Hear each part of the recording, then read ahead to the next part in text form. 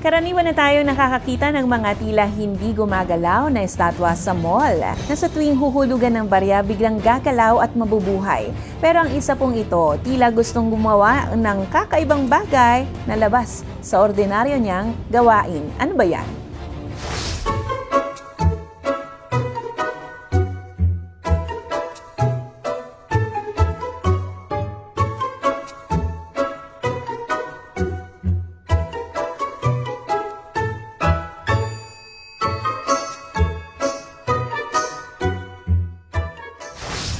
Buti nga hindi umiyak yung bata.